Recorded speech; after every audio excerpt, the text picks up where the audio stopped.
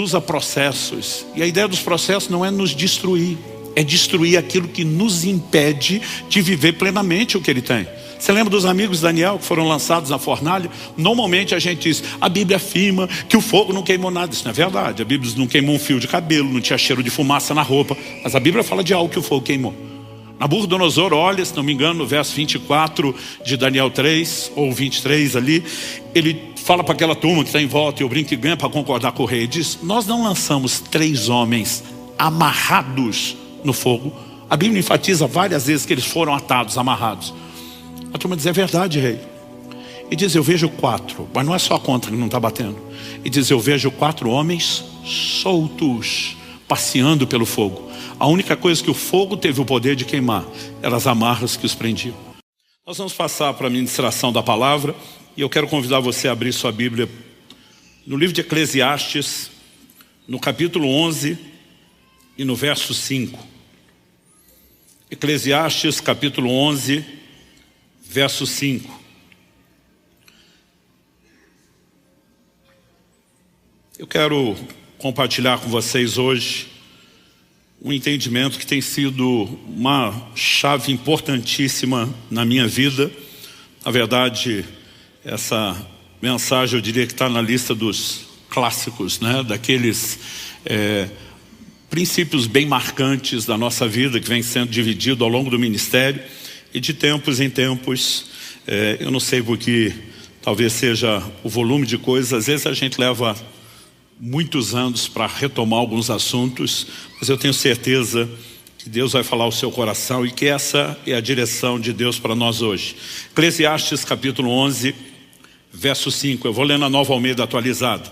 Assim como você não conhece o caminho do vento, nem sabe como se formam os ossos no ventre da mulher grávida, assim também não entende as obras de Deus que faz todas as coisas. Será que você pode repetir esse texto comigo? Só para efeito didático e de memorização. Diga comigo, assim como você não conhece o caminho do vento, nem sabe como se formam os ossos no ventre da mulher grávida, assim também não entende as obras de Deus que faz todas as coisas. Bom, esse texto fala de um Deus que age em todas as coisas, mas que tem um padrão no seu agir. E a comparação é feita com 2 alegorias. Primeiro se fala do caminho do vento, depois se fala da formação da criança no ventre da sua mãe.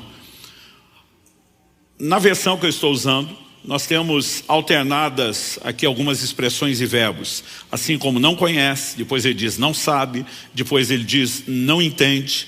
Na verdade, né, todas essas traduções, elas são exatamente variações da mesma palavra. No hebraico é a palavra iada.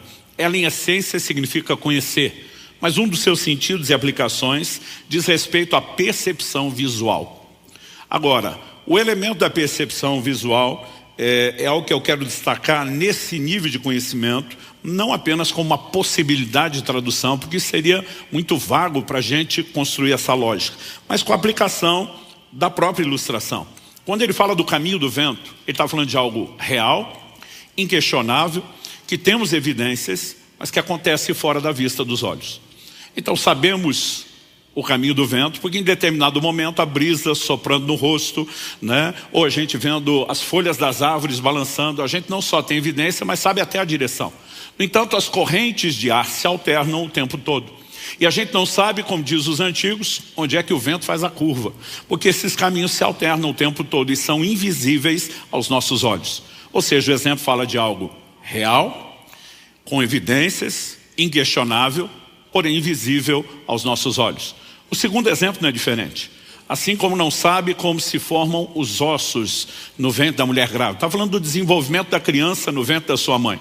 Esse também é um processo real, inquestionável. Temos evidências, a barriga da mamãe vai aumentando, né, a cada mês. Sabemos que o feto está em desenvolvimento até que chegue a hora em que esteja maduro para o nascimento. Mas o processo acontece fora da vista dos olhos.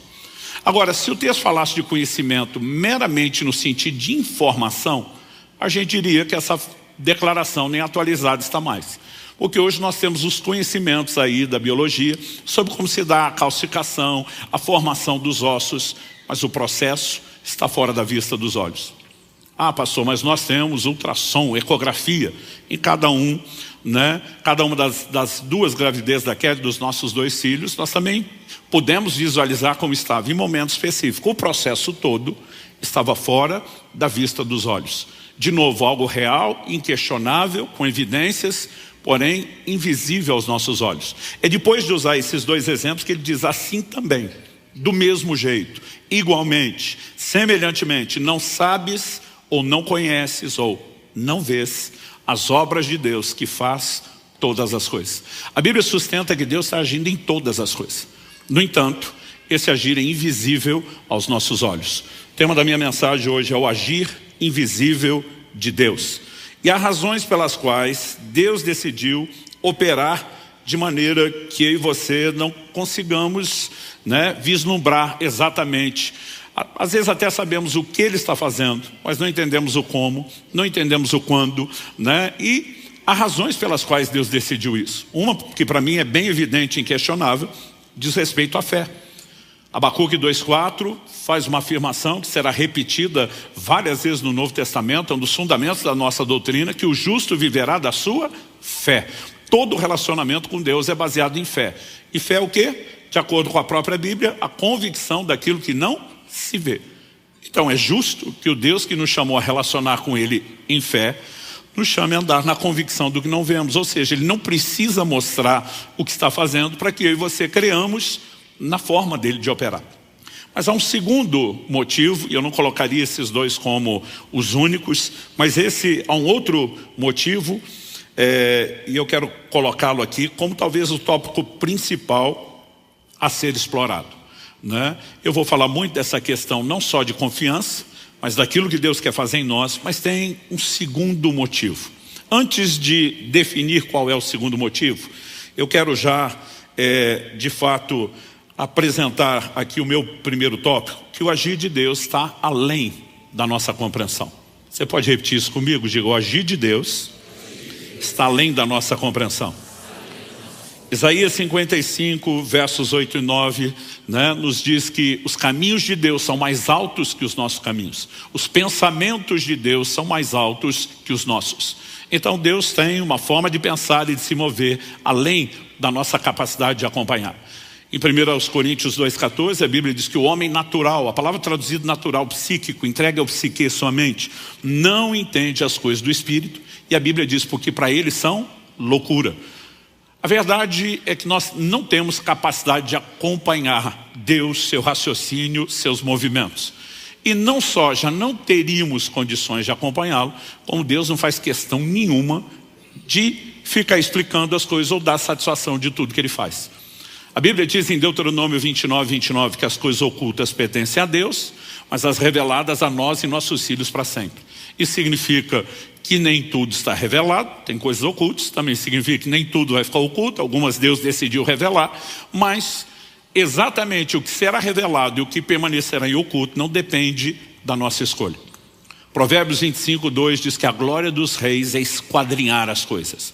E essa afirmação está dentro de um livro que na sua grande maioria foi escrito por Salomão, homem a quem foi atribuído uma sabedoria incomparável, e que tinha conhecimento profundo e dissertava sobre tudo. As pessoas vinham de longe para ouvir sua sabedoria. Principalmente na antiguidade, o trono, o governo de um rei, ele era muito fortemente estabelecido na proporção do conhecimento. Então ele diz, a glória dos reis é esquadrinhar, é explicar. Mas na sequência, no mesmo Provérbios 25:2, ele diz, mas a glória de Deus é encobrir as coisas. Diferente dos reis, Deus não faz questão nenhuma de dizer, gente, eu explico para vocês. Algumas vezes ele está agindo justamente de forma oposta. Eu faço questão de não explicar.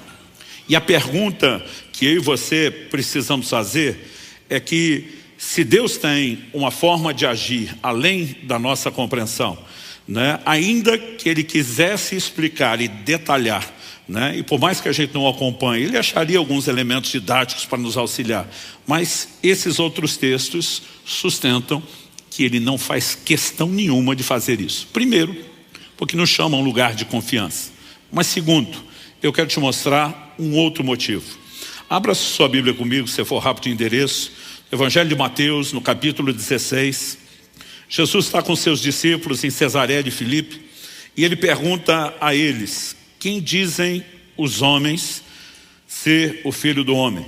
E eles começam a falar: olha, tem gente dizendo que o Senhor é João Batista, outros que é Elias, Jeremias, outro profeta.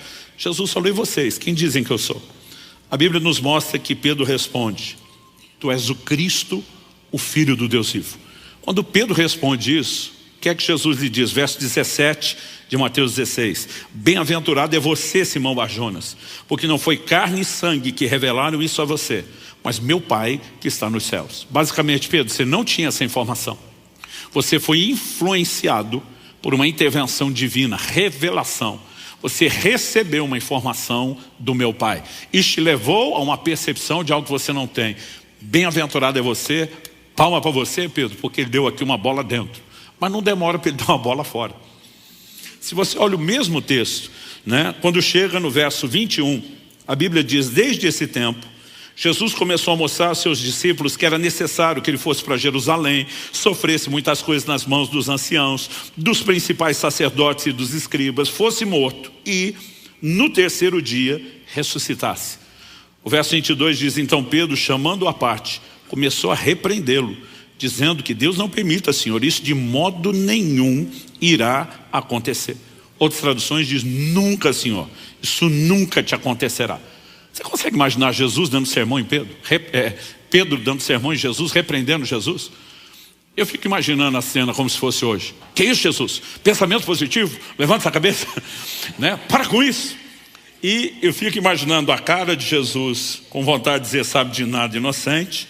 Mas o que ele diz está no verso 23. Jesus, voltando-se, disse a Pedro: saia da minha frente, Satanás.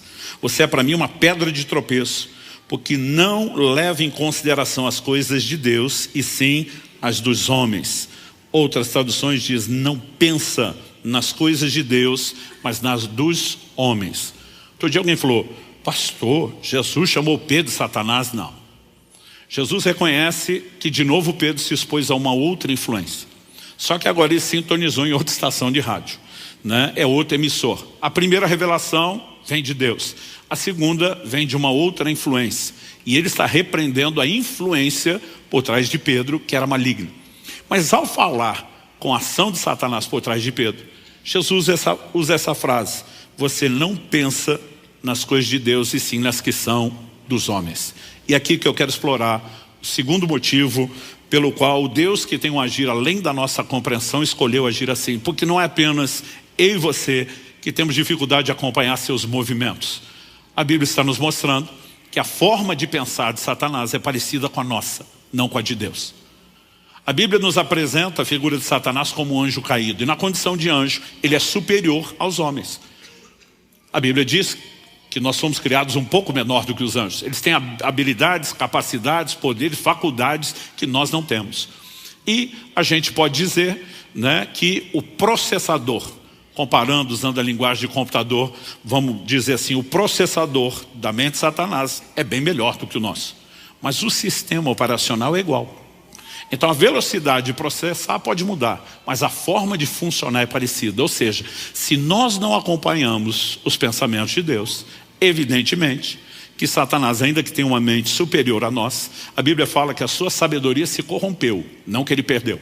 Paulo diz: nós não ignoramos suas maquinações, outras traduções diz seus ardis, mas por melhor que seja a sua mente e sabedoria, ele não consegue acompanhar os movimentos de Deus.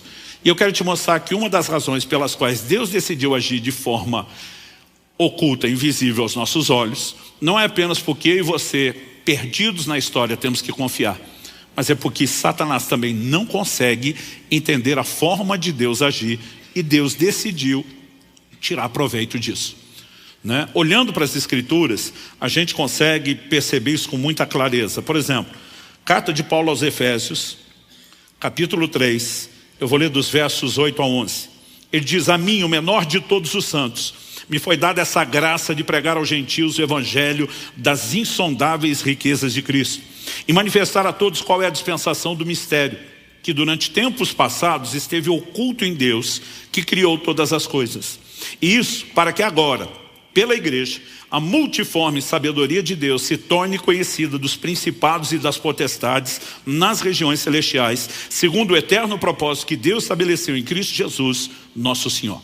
Então Paulo está dizendo que ele recebeu a graça, o privilégio de pregar aos gentios o evangelho. Só que ele diz, manifestar a todos a dispensação de um mistério, de um segredo, que esteve oculto, escondido por muito tempo, só foi revelado nesse momento. Mas no 10 ele diz, por que Deus decidiu revelar só agora?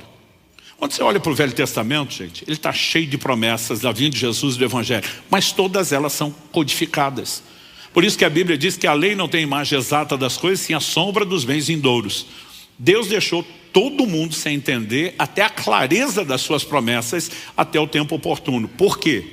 Um dos motivos está no indicativo de propósito do verso 10. Para que agora, pela igreja, a multiforme sabedoria de Deus, não só sabedoria, mas multiforme, uma sabedoria que tem muitas formas, se torne conhecida dos principados e potestades, uma linguagem que é usada para falar dos poderes das trevas, nas regiões celestiais. Traduzindo, quando Deus levanta a igreja, ela é uma surpresa. Por que é uma surpresa? Quando você lê as páginas do Velho Testamento, toda a construção é feita em cima da promessa de um reino.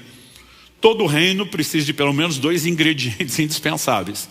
Um rei e o povo sobre o qual ele irá reinar.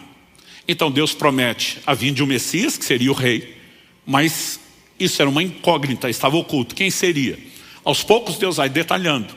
Ele faz uma promessa a Abraão, em ti serão benditas todas as famílias da terra. Então Deus já sinalizou, vem da sua linhagem. Daqui a pouco ele faz uma aliança com Davi dizendo, alguém da sua descendência se sentará no trono. Mas ainda que a mensagem vá ganhando corpo, expressão e detalhes, ela ainda é vaga.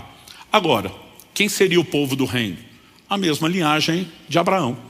Quando a Bíblia diz, em ti serão benditas todas as famílias da terra, Gálatas 3,8 diz que Deus pré-anunciou o evangelho a Abraão.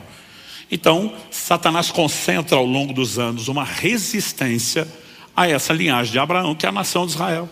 A Bíblia nos mostra no livro de Esté a tentativa do inimigo de, num só dia, destruir toda aquela linhagem, porque era a maneira de impedir o estabelecimento do reino de Deus. Agora, enquanto o diabo está distraído, lutando contra a nação de Israel, ele sequer percebe que Deus tem uma outra forma de agir.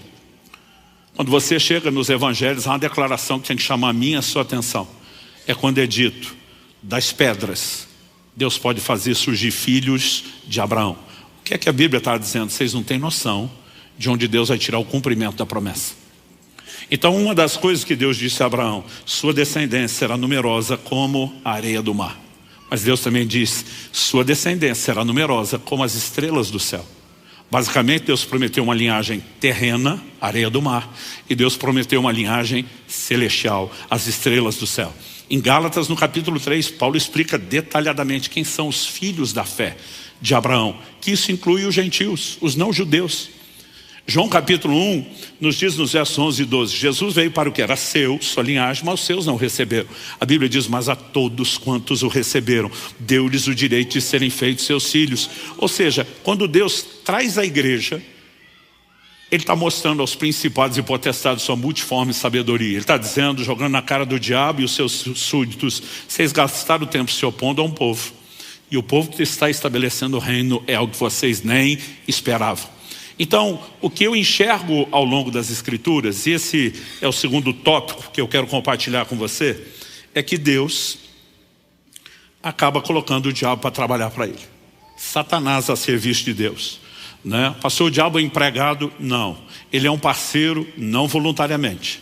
Mas porque fica no escuro e na ignorância, suas tentativas de se opor a Deus são sábia e soberanamente usadas por Deus em benefício de Deus e contra o próprio reino das trevas. Eu lembro, quando era garoto, ainda adolescente, de ouvir uma frase da irmã Valnice Milhomes que eu nunca mais esqueci. Ela diz assim, como nós armamos ratoeiras para pegar ratos, Deus arma sataneiras para pegar Satanás. Né? Ele joga algumas iscas e ele vem com tudo para cima delas. Então, por exemplo, Eu mencionei essa questão da igreja não ser claramente vista. Mas quando nós falamos da própria vinda do reino, qual era o conceito, né, do Messias? Na cabeça de todo judeu do Antigo Testamento, o Messias seria um general de guerra que estabeleceria um reino natural. Por que todo mundo pensava isso? Por causa da profecia do livro de Daniel. O sonho de Nabucodonosor, no capítulo 2, diz que ele sonha com uma grande estátua. Essa estátua era composta de 4 tipos de metais diferentes: a cabeça de ouro, o peito e os braços de prata, o ventre de bronze, mas as pernas de ferro. Uma pedra era cortada sem auxílio de mãos, atingia a estátua nos pés. Ela era feito pó, levada pelo vento. Aquela pedra que destruiu a estátua crescia, se tornava uma montanha que enchia toda a terra. Daniel vai interpretar o sonho que o rei tem. Primeiro ele revela o sonho, que o rei nem lembrava, e depois interpreta. Ele diz: a estátua que você viu é composta de 4 metais diferentes. E diz: a cabeça de ouro é você, ó rei. Ele está falando com quem? Com o imperador de Babilônia, que foi o primeiro império de proporção mundial. Nunca antes na história da humanidade alguém governou o mundo de seus dias. Babilônia foi o primeiro império mundial. Mas ele diz: depois de ti virá um reino inferior ao teu. Ou seja, a mudança de metal era mudança de reino. E o mesmo livro de Daniel nos mostra o que você deve ter estudado na história, né? Quem sucede Babilônia e estabelece o segundo império mundial foram os Medo-Persas, que por sua vez foram sucedidos pela Grécia de Alexandre o Grande, que por sua vez foram sucedidos pelo Império Romano, o último império de proporções mundiais. Quando a Bíblia diz que uma pedra é cortada sem auxílio de mãos, fala de algo que não tem interferência humana, mas divina. E a pedra é largamente usada na Escritura como uma das figuras que aponta para o Messias. A pedra que os edificadores rejeitaram, a pedra de esquina, a pedra angular, e a lista vai longe. Essa pedra vem e atinge a estátua onde? Nos pés, que eram do quê? De ferro. A profecia estava dizendo quando o Messias iria, nos dias do 4º império. É por isso que quando Jesus surge, uma das primeiras mensagens é: o tempo está cumprido e o reino de Deus chegou. Ele está dizendo: eu sou o cumprimento da pedra esperada que vem nos dias do 4º império. Agora, a profecia dizia que ele ia bater na estátua, esmiuçar aquilo tudo. Ou seja, Deus está dizendo: eu vou acabar com essa brincadeira dos homens governarem a terra.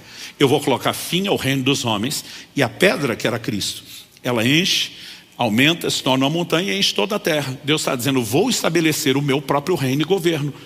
Então, quando os discípulos começam a andar com Jesus, eles não estão esperando a princípio um reino espiritual. Por que você acha que Tiago e João diz para eles: Senhor, quando te assentares no trono da tua glória, permite que a gente sente um à direita e outro à esquerda? Ele está dizendo: quando o Senhor for governar o mundo, deixa a família com a faca e o queijo na mão, um ministro do planejamento, o outro ministro da fazenda. Essa era a percepção que eles tinham. Aliás, Jesus tem que explicar para eles: o reino de Deus não vem com aparência exterior, né? Não adianta dizer ele aqui ou ele ali. O reino de Deus está dentro de vós. Ele começa a falar de um cenário onde o reino seria estabelecido no plano espiritual primeiro. Nós vemos todas essas profecias e promessas de um reino físico. Essas, por sua vez, vão se cumprir na segunda vinda de Cristo, mas não na primeira. Então, assim, nada disso pode ser previsto. Então, quando Jesus chega, tem toda aquela expectativa, o diabo faz de tudo para tirar Jesus do cenário. A Bíblia diz que o próprio Satanás entrou em Judas. É o único caso na Bíblia onde você vê uma possessão do próprio Satanás, o líder de todo o reino das trevas. Essa ele não terceirizou. Acho que ele estava naquele modo: quer que seja bem feito, faça você mesmo, né? É a única vez, porque é uma batalha sem precedentes. Agora, o que ele não sabia e não entendia é que esse Messias, antes de estabelecer um reino físico, estabeleceria um reino espiritual. E para isso, tinha que começar com a morte, a sua expiação, porque sem derramamento de sangue não há remissão de pecados. O diabo, tentando impedir o Messias, empurrou Cristo para a cruz e consumou o sacrifício de Deus que todos nós precisávamos. Grande opositor, ele garantiu que eu e você fôssemos redimidos. Agora, Cristo ressuscita, ele descobre que não conseguiu parar o povo do reino. E que toda tentativa, o rei do reino, e que toda tentativa de parar o povo do reino, enquanto ele concentrou o ataque na nação de Israel, ele descobre que agora o povo do reino é a igreja. Então ele vira o canhão para a igreja. Atos 8, verso 1, diz que uma grande perseguição se levantou contra a igreja. E aquela igreja de milhares e milhares de crentes, a Bíblia diz, todos foram dispersos, a não ser os apóstolos. Você imagina isso? Que da noite para o dia, né? Aquela igreja de milhares e milhares de pessoas ficou com 12 líderes, que não tem mais ninguém, porque todo mundo fugiu para salvar o coro. Agora, Deus deu uma ordem que a igreja não estava cumprindo. Atos 1:8. Recebereis poder ao descer sobre vós o Espírito Santo. Sereis minhas testemunhas. Onde? Judeia, Samaria, Jerusalém, Judeia, Samaria, até os confins da terra. Deus está falando de uma progressão geográfica. Para você entender, aqui a gente poderia dizer Curitiba, região metropolitana, Paraná e Brasil. Ele está ampliando. Só que esse povo prega o evangelho de Jerusalém. O povo da Judeia vem até eles, mas Samaria, os confins da terra, ó, os anos se passam e nada. Só quando a perseguição veio, porque agora o diabo está tentando parar a igreja, a Bíblia diz que por onde fugiam, eles começaram a anunciar o evangelho. Então agora o evangelho vai entrar em Samaria, será espalhado, né, muito além. E o diabo, tentando parar a igreja, se tornou o primeiro agente missionário da história da igreja. Mais uma sataneira diante dele, né? Olhando para as escrituras, gente, nós precisamos de fato entender e compreender essa verdade. O diabo não está fora de controle. Os crentes às vezes estão dando poder demais. Não podemos, como Paulo diz, ignorar seus ardis, suas maquinações, não podemos deixar de vigiar, não podemos brincar, mas alguns estão dando mais força e poder do que ele de fato tem. Martinho Lutero, o grande reformador, dizia: o diabo é o diabo de Deus. Eu gosto do exemplo de que ele é como um cachorro na coleira.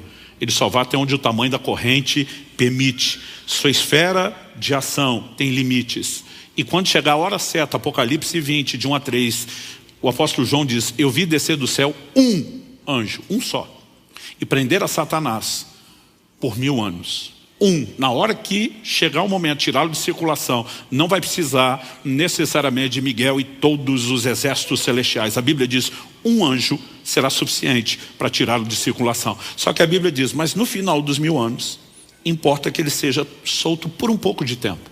Por quê? Porque antes de ser lançado no lago de fogo e enxofre, bem feito para ele, ele vai fazer um último servicinho para Deus.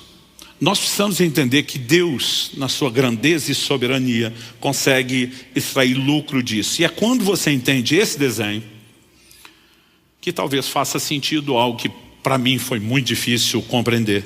O que eu quero chamar de permissões divinas para ações satânicas. No livro de Jó, nós vemos um cenário onde claramente o diabo toca a vida de Jó, que era um homem de Deus e abençoado. Em Jó, no capítulo 3, no verso 25, ele diz: aquilo que eu temia me sobreveio, o que eu receava me aconteceu. Eu pegava essa fala de Jó e dizia: Jó é o responsável por tudo que lhe aconteceu, porque a partir do medo ele deu espaço para Satanás.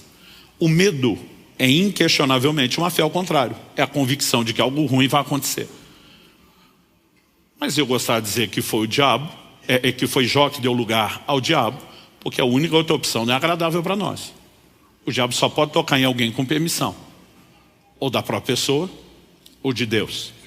Um dia uma pessoa me aborda e diz: Luciano, você honestamente vai tentar sustentar essa versão, que foi o medo de Jó, única e exclusivamente?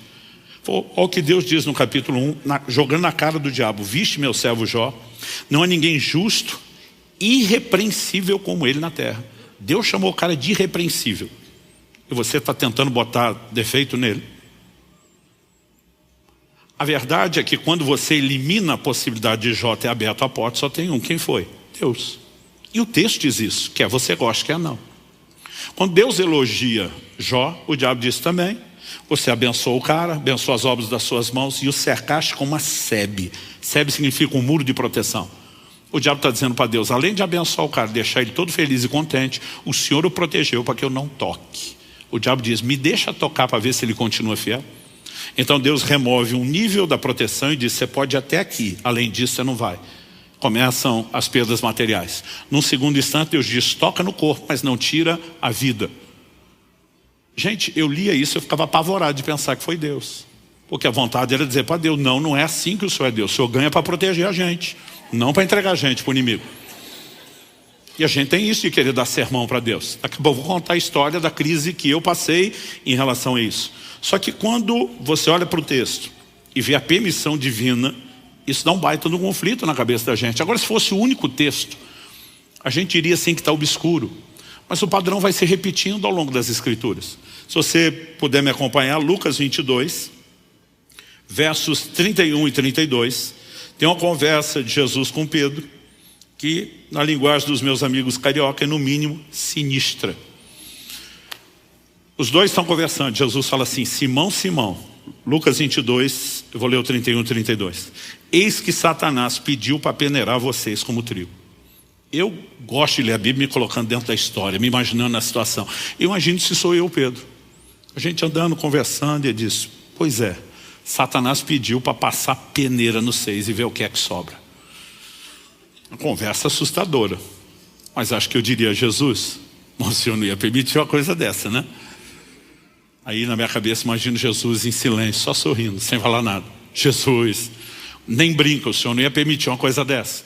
Imagino Jesus até olhando para cima, subiando, sem falar nada. E insistindo: Jesus, o Senhor não ia permitir isso. Aí vem a resposta no 32. Eu, porém, orei por você. Quando você lê aqui, puxa, ele não vai deixar. Mas ele termina a frase: para que a sua fé não desfaleça. Traduzindo: permissão concedida, Pedro. A peneira vai comer solta. Mas isso não significa que eu estou abandonando você. Eu orei por você, para que durante o processo da peneira você não desfaleça. E quando você se converter, fortaleça os seus irmãos. Traduzindo, ele está dizendo: você vai sair dessa melhor do que entrou. Eu vou tirar lucro dessa situação, que o diabo que está tentando te destruir vai te aperfeiçoar por causa das coisas que você vai passar, e eu vou deixar acontecer. Apocalipse capítulo 2, verso 10, carta à igreja de Esmirna, que a história confirma, passa por uma perseguição gigantesca. O Senhor diz: não tenha medo das coisas que você vai sofrer.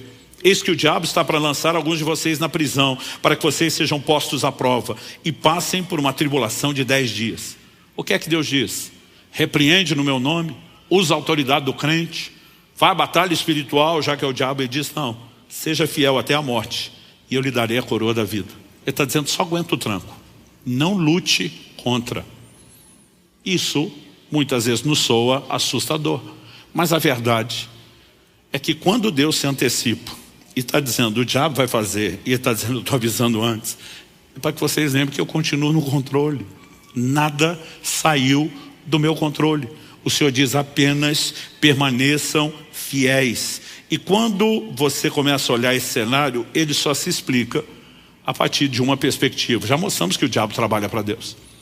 Mas no livro de Romanos, no capítulo 8, no verso 28, a Bíblia diz que todas as coisas, repita comigo: todas as coisas.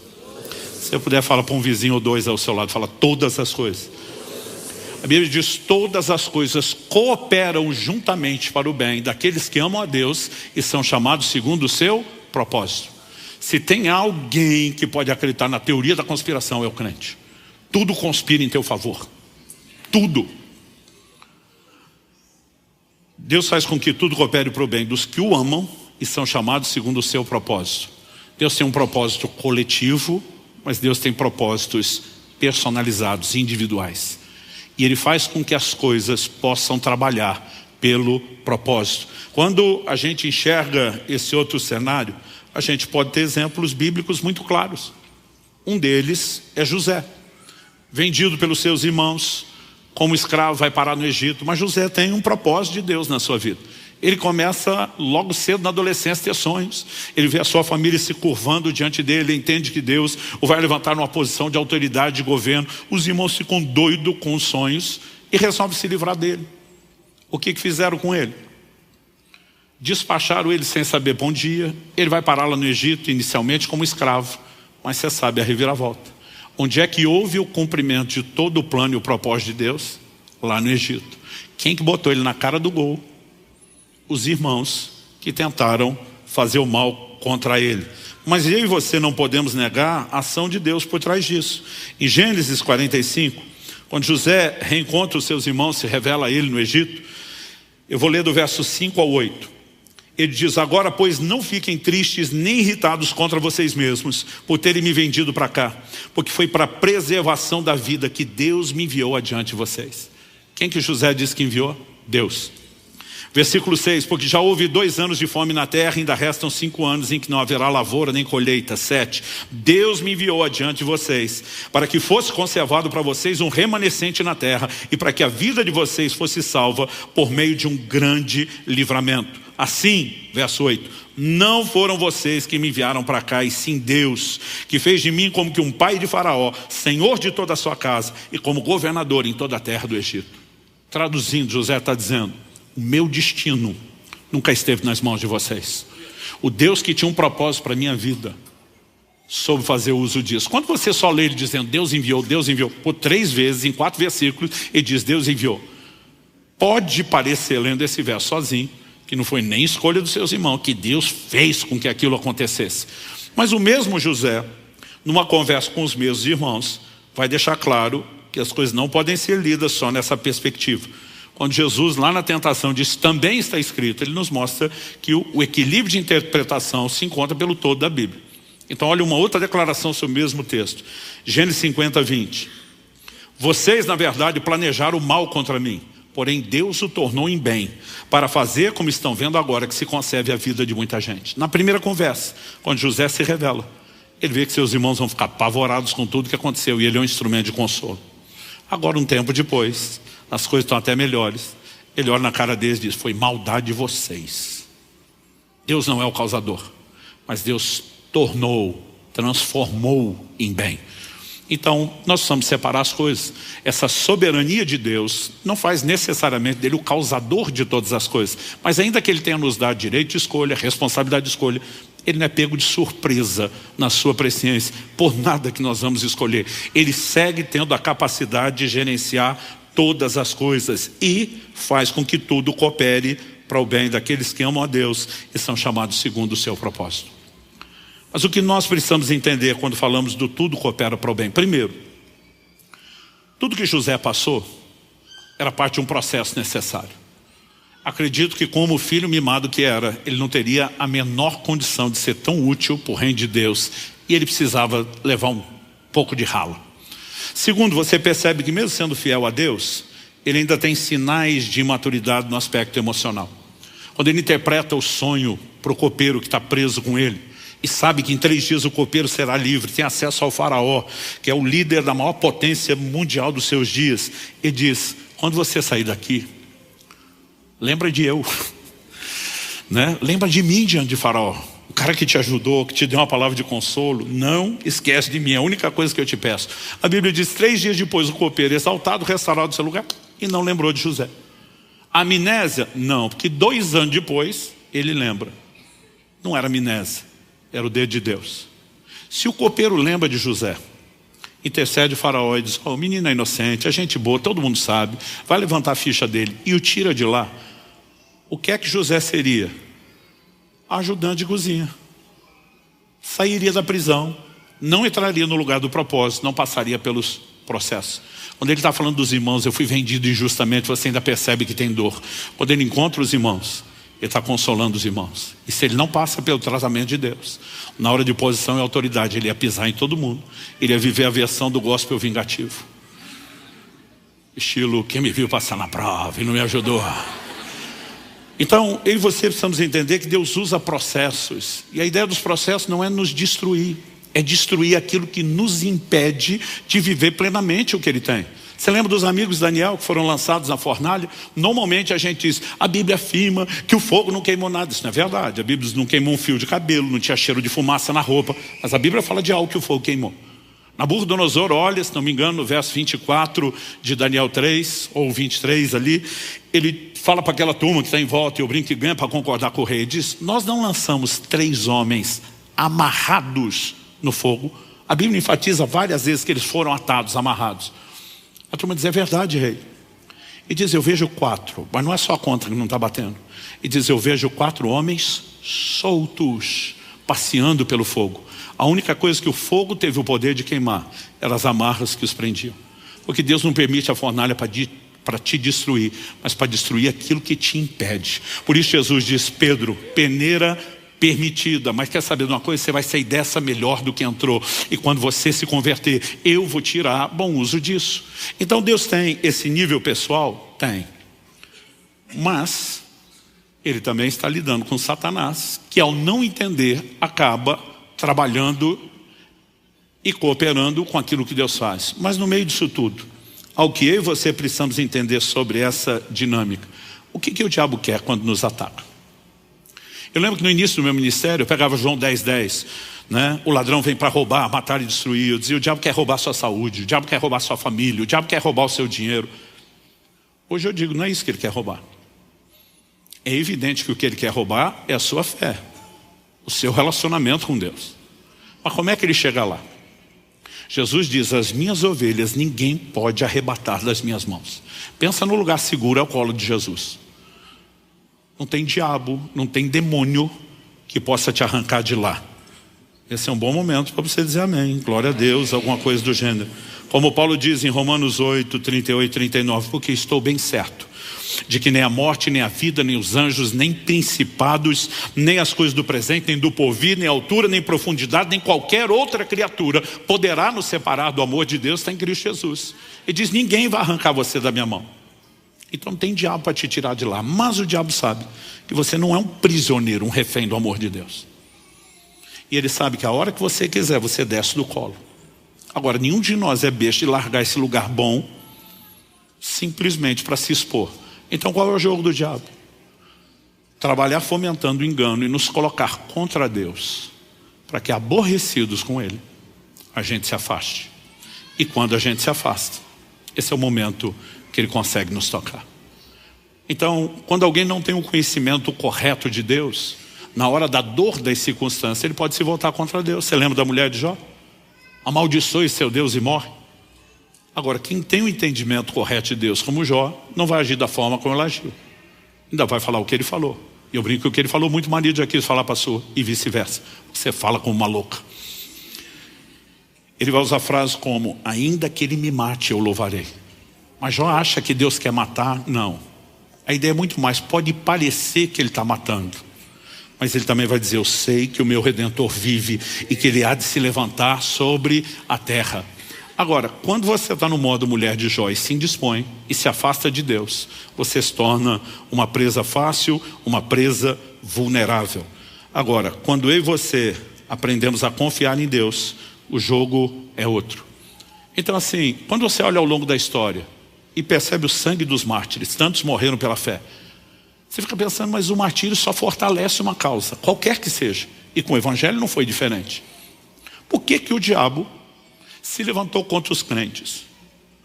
A ideia nunca foi matá-los. O livro de Hebreus fala a respeito daqueles que ele escravizou por medo da morte. O que ele queria que diante da ameaça, alguns amando mais a própria vida, recuasse e desistisse de Deus. Mas quando eu e você vamos até o fim, até as últimas consequências, o diabo não ganhou, ele perdeu. É por isso que Apocalipse diz, eles o venceram pelo sangue do Cordeiro, pela palavra do seu testemunho, porque não amaram suas vidas até a morte. Quando não existe nada que nós amamos mais do que o Senhor, nem mesmo a própria vida, eu e você não seremos presa de nenhuma dessas manobras emocionais de Satanás, porque a intenção dele é nos colocar contra Deus. Eu me lembro, hoje é dia 25 de agosto, dia 23 de agosto, 31 anos atrás, de 1993, eu tive um acidente de carro que me trouxe uma crise assim de fé sem precedentes. Eu não só perdi o carro que eu tinha acabado de trocar e pensei, quando chegar em Curitiba eu faço seguro. Era uma viagem de Campinas, onde eu morava, para Curitiba, estava de mudança. Eu não só perdi o carro, toda a minha mudança está dentro do carro, perdemos tudo. O que não estragou no acidente foi roubado enquanto o carro estava lá na estrada e a gente era atendido. Eu me descubro no hospital com a roupa do corpo rasgada e ensanguentada e outras coisas acontecendo na minha vida onde tudo parecia estar desmoronando. Guardadas as devidas proporções, eu só conseguia me lembrar de Jó. E aí o questionamento começa. Eu não tinha dúvidas de que Deus interferiu e guardou minha vida naquele acidente. Porque os enfermeiros, médicos, não crentes ficavam falando isso o tempo todo. Teu santo é forte, alguém lá em cima vela por você. E eles ficavam me dando detalhes. Eu lembro de um dos enfermeiros dizendo: meu amigo, nós tivemos que reconstruir mais de metade da sua pálpebra. Ele diz: não tem ângulo de nada pontudo que rasgue isso, que não tocaria no globo ocular. Sua visão está protegida, seu olho está intacto, é um milagre, né? O próprio médico me mostrou a tomografia. Ele diz: olha isso aqui, né? E ele falou: pela tomografia nós medimos a intensidade das pancadas. O carro caiu numa ribanceira, né? Mas eu de cinto, não fui projetado para frente nem para fora do carro, mas um movimento da lateral, né? Enquanto o carro pulava, eu desci batendo a cabeça na coluna do carro. E ele falou: olha isso aqui, né? Dificuldade para distinguir massa branca e cinzenta, lesão nas partes moles. Eu falei: só que a Bíblia virou quase um liquidificador. Ele brincou, né? Ele falou: agora, isso mostra a intensidade da pancada. Ele falou: agora o lugar, que é onde está machucado, é justamente a fonte. Ele falou: esse tipo de pancada, com a fragilidade desse lugar, não combina. Eles não me deixavam dormir por 2 dias, com medo de eu entrar em coma, né? Mas eles diziam: alguém guardou você. Enquanto todo mundo está falando de milagre, eu dentro de mim estou dizendo: Deus, milagre por milagre, já que o Senhor fazia porque não arrumou o carro na estrada. Deixou cair lá embaixo para dizer: ó, te guardei para você não morrer. Não era só arrumar o carrinho lá em cima e não precisava perder carro, ser roubado, passar por todo esse sofrimento. Ou será que só eu já tentei ensinar Deus como ser Deus? O questionamento. O pior não era só o questionamento de por que o Senhor deixou chegar lá para me guardar. Eu dizia: Deus, certeza que esse acidente é coisa do Satanás. Mas eu dizia para Deus: nós dois sabemos que o diabo só toca com permissão, ou nossa ou sua. Efésios 4:27 diz: não deis lugar ao diabo. Isso não significa que você acorda amanhã, tomado de insanidade, preenche um documento, vem por meio desse autorizar o miserável de Satanás fazer o devasto da minha vida. Mas quando você peca, quebra princípios, você está se expondo, está ficando vulnerável. Eu dizia para Deus: ele só toca de 2 formas, ou a permissão é nossa ou é sua. Eu dizia para Deus: nós dois sabemos que não fui eu que dei a permissão. Eu dizia para Deus: eu recorro ao Supremo Tribunal Celestial, apelo em última instância, o Senhor sabe que não foi eu. Então minha pergunta para Deus é: por que o Senhor faria isso? O Senhor é Deus. Cadê o seu amor, o seu cuidado? Estou te servindo, estou dando minha vida para pregar o Evangelho, para viver para o Senhor. Renunciei tudo. E assim que o Senhor recompensa? A pior parte: silêncio. Pensa em algo difícil para mim, é o silêncio. Em novembro agora, Kelly e eu vamos completar 29 anos casados. Desde que eu casei, eu falo para ela: se você me ama, discute comigo. Então às vezes eu dizia: amor, eu acho melhor fazer isso. Tá bom. Eu dizia: tá bom nada, defende seu ponto de vista. Vamos, né, ventilar esse negócio até ter certeza. Não é o jeito que eu quero, nós temos que esgotar tudo. O silêncio para mim é terrível. Eu dizia para Deus: fala alguma coisa. Nada, silêncio. Durante 1 ano e 3 meses, silêncio. Ameacei fazer greve, parar o ministério, fiz um monte de coisa, o silêncio continuava. Até o dia em que eu fui ordenado ao ministério pastoral, novembro de 94. Uma das coisas que esse acidente fez foi que ele me fez sair da agenda de um ministro itinerante e aceitar o convite para pastorear uma igreja recém-formada e que tinha ficado sem pastor lá em Guarapuava. Depois de quase 1 ano, à frente da igreja, sendo observado, provado, experimentado, os pastores com quem andávamos juntos foram, né, nos estabelecer. Momento de imposição de mãos, de reconhecimento ministerial como temos. Quem eram os 3? Pastor Tomás, que está aqui conosco hoje, né? Pastor Francisco, que serviu nessa casa há muitos anos, já está com o senhor, e pastor Miguel Piper, também muito conhecido nessa casa, que já está com o senhor. Os 3 impuseram as mãos, começaram a dar palavras proféticas. Foi um negócio para mim muito marcante. Mas o Francisco deu uma palavra que virou minha vida ao avesso. Ele falou coisas assim do coração, né? Como diz o bom pentecostal, o oculto e o escondido, né? Mas puxou coisas assim que eu não tinha falado para ninguém. Eu fiquei muito impressionado. E depois fui perguntar para o Francisco. Falei: cara, que palavra profética foi aquela? Ele falou: eu não estava profetizando. Aquele jeito dele. Aí eu falei: como não estava profetizando? Se aquilo não é Deus falando, é o quê? Ele falou: não disse que não era Deus falando. Eu falei que não era profecia. Eu falei: o que aconteceu? Fala logo. Ele falou: a hora que eu botei as mãos sobre você para orar com você, eu tive uma visão de um anjo de Deus. Eu falei: um anjo? Você viu uma coisa esfumaciada? Ele falou: vi como você está me vendo, ouvi ele como você está me ouvindo, como em qualquer relato bíblico. Foi ele que me contou aquilo tudo. E basicamente, quando o anjo apareceu, se apresentou de maneira formal para ele, disse: fui enviado da parte do Deus Altíssimo, Todo-Poderoso, porque disse: Francisco, você tem uma preocupação muito grande com esses ministérios. Era eu e outros 2 estávamos sendo estabelecidos. Hoje eu entendo a preocupação do Francisco. Eu brinco que hoje nem eu ordenaria o eu mesmo daquela época ao ministério. 20 anos de idade, solteiro, imaturo, né? Imagino que ele deveria estar com o coração na mão, na boca. Mas o anjo fala assim: o Senhor te faz saber que eles estão nas mãos dele. Ele está cuidando deles. Eles estão no lugar certo, na hora certa, fazendo a coisa certa. Isso tranquilizou ele. Quando ele tranquilizou, o anjo aponta o dedo para mim e diz: quanto porém é este? E o caldo entornou para o meu lado. Aí era só comigo. Ele diz assim: ele é rebelde. E ele não aceita o tratamento de Deus na vida dele. Mas pensa na frase que doeu. Onde aparece para Daniel, chama de homem muito amado. Para Gideon, homem valente. Eu falei: pô, para mim só um rebelde. Me rebelei para provar que não era rebelde, mas não adiantou. Só provou o ponto. Ele disse assim: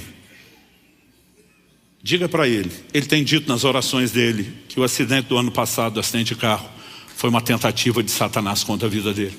Diga para ele que ele está certo a respeito disso. Mas diga, porém, por que Deus o permitiu. 31 anos se passaram. E ainda tenho vergonha de falar disso. O anjo diz: o diabo queria pará-lo, porque o via como uma ameaça. Mas Deus precisava pará-lo para não perdê-lo. O ministério dele estava crescendo mais rápido. Eu falei um pouco disso quando preguei sobre maturidade há pouco tempo aqui.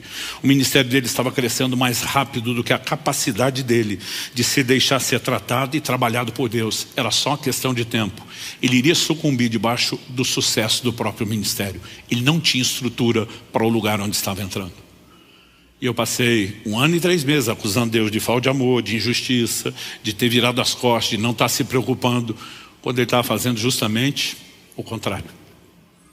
O anjo diz: nos próximos anos Deus vai tratar profundamente com ele nessa cidade. E mesmo que ele volte depois viajar lentamente, ainda vai levar um bom tempo antes que ele seja liberado para voltar a correr o Brasil e as nações, porque precisa do trato de Deus. Essa brincadeira levou 25 anos. Foi somente em dezembro de 2018, quando a gente entendeu claramente, finalizar o processo de transição com o Marciano, que Deus está dizendo: agora eu estou te colocando lá onde nós começamos. Mas sabe, foi o zelo, o cuidado, o amor de Deus. Mas depois de ter contado essa história, o Senhor me disse: eu te revelei um momento específico o que aconteceu. Isso não significa que nas outras circunstâncias da sua vida eu vou te dar satisfação ou te explicar nada. O Senhor disse: eu te dei entendimento disso porque eu quero que você pregue, ensine sobre isso. Chame o meu povo a confiar em mim mesmo quando eles não entendem a circunstância. Mas ele disse: nem você vai seguir tendo explicações para tudo que você vai ter que lidar ou enfrentar. Agora, algo que eu tenho aprendido ao longo dos anos, eu posso dizer de boca cheia, é uma declaração também de Lutero: não sei por quais caminhos Deus me conduz, mas conheço bem meu guia. Eu e você não precisamos conhecer o caminho. A gente só precisa conhecer e confiar no guia. Estar familiarizado e descansando nele. Quem está entendendo, diga amém. Eu queria que você ficasse em pé para parecer que está acabando.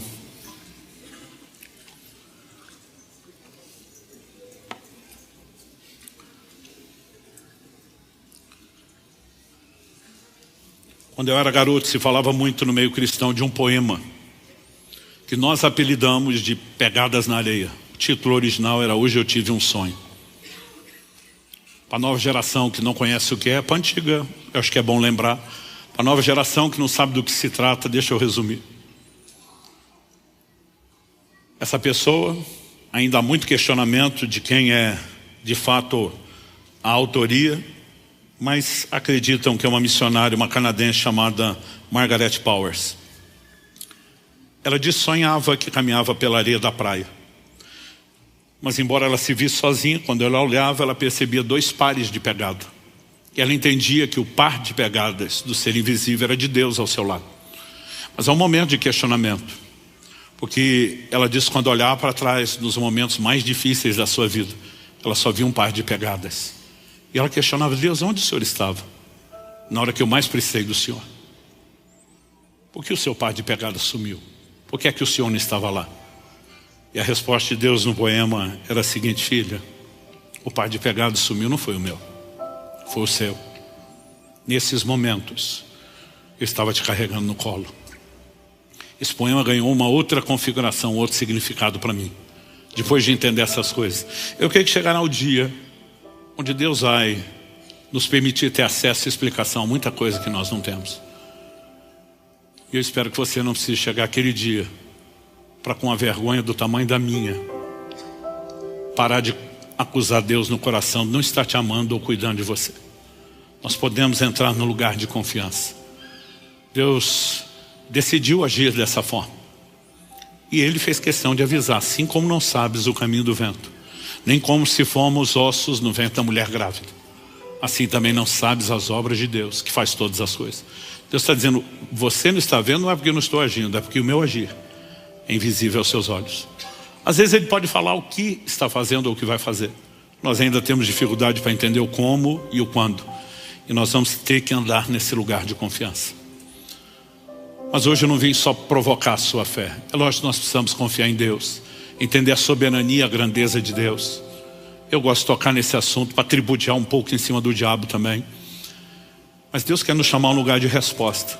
Essas circunstâncias que nós não entendemos, elas são bem usadas e gerenciadas por Ele de uma forma maior do que nós imaginamos. A igreja fala pouco dos processos, dos tratamentos de Deus. E nós precisamos entender o quanto essas coisas são necessárias. Isso não significa que Ele deixou de amar, não significa que Ele deixou de cuidar. E eu creio que nessa manhã Ele não quer só fortalecer a sua fé. Algo que eu sempre percebo quando Deus me dirige a tocar nesse tipo de assunto. Em primeiro lugar, eu sempre vejo uma unção diferente que envolve o ambiente e as pessoas. Mas eu fico me lembrando de 2 Coríntios 1:4, quando Paulo diz: com a mesma consolação com que nós somos consolados, nós consolamos os outros. E de alguma forma parece que aquilo que Deus fez transborda. É como se Deus, em momentos como esse, também ligasse um lugar de percepção e discernimento em mim. E às vezes é difícil para mim gerenciar isso enquanto eu falo, porque é como se um radar no meu espírito fosse ligado. E eu consigo perceber a dor de muita gente. Gente em questionamento. Gente que o diabo está tentando explorar, que questione o amor de Deus e saia do colo de Deus. Eu quero lhe implorar: não deixe esse lugar. Permaneça nesse colo, nesse lugar seguro, entendendo ou não entendendo. Porque o que o diabo quer é que você duvide de Deus, é que você se volte contra Ele, é que você se entristeça contra Ele. Mas o que Deus espera é que você confie. O caráter dele está acima de qualquer suspeita. Ele é fiel, jamais será infiel. Ele é justo, jamais será injusto. Ele segue sendo o mesmo. E nós podemos e devemos entrar nesse lugar de descanso. A Bíblia diz: nós os que cremos entramos no descanso. Existe algo pesado, dolorido dentro de muitos de nós, precisa sair quando nós cedemos a esse lugar de descanso. E eu creio que nessa manhã Deus quer trazer esse toque. Ele quer que você entenda que a única razão dele estar permitindo esse fogo é para queimar as amarras que te prende, não é para destruir você. É para poder dizer, quando você sair dessa, melhor do que entrou, porque eu não te abandonei, estou intercedendo por você. Gente, eu amo quando descubro que tem gente orando por mim. Eu ouço isso o tempo todo. Naquela ocasião do acidente, nós não tínhamos internet, essas informações. Eu recebi tanto telefonema, passou, aconteceu algo na tarde do dia tal. Eu perguntava por quê. As pessoas diziam: Deus me fez parar tudo para orar por você, a sua vida. Era a tarde do acidente. Eu me lembro de uma ocasião que eu estava no Mato Grosso, acho que no Mato Grosso do Sul. Entro num voo às 3 da manhã, algumas dessas aviações não temos mais hoje, Varig ou VASP, alguma dessas. Eu entro no voo e eu começo a ter uma inquietação que eu nunca tive. É uma impressão dentro de mim que aquela aeronave vai ter um problema sério. Porque eu falo: Deus, eu sempre estou descansado no Senhor, no seu propósito. Mas se isso é um alerta, não adianta apenas eu levantar e sair, porque se é um alerta é o resto do povo. E eu começo a orar e interceder. Se vai haver algum problema, não deixe essa aeronave sair do chão. E ela não saiu. Pediram para a gente descer, necessidade de uma manutenção imediata. E das 3 da manhã nós saímos só às 9h30. Por que eu estou dizendo isso? Quando finalmente voltei para casa, a filha do Ney, pastor que está à frente de Irati, na época nós estávamos baseados lá ainda antes de vir para cá. Ela tinha acordado às 3 da manhã, foi chacoalhar o pai na cama. Eu disse: pai, levanta. Deus está dizendo que nós temos que orar pelo pastor Luciano agora. Você vai me dizer que é coincidência? Eu fico feliz quando eu ouço que tem gente intercedendo. Mas você sabe quem é o nosso melhor e infalível intercessor? O livro de Hebreus diz que Cristo vive para interceder por nós. Ele disse para Pedro: eu roguei por você. E nesse exato momento, agora, enquanto falamos, está diante do trono, clamando para que você não desanime, para que você não sucumba à pressão, para que você seja fortalecido, para que você continue.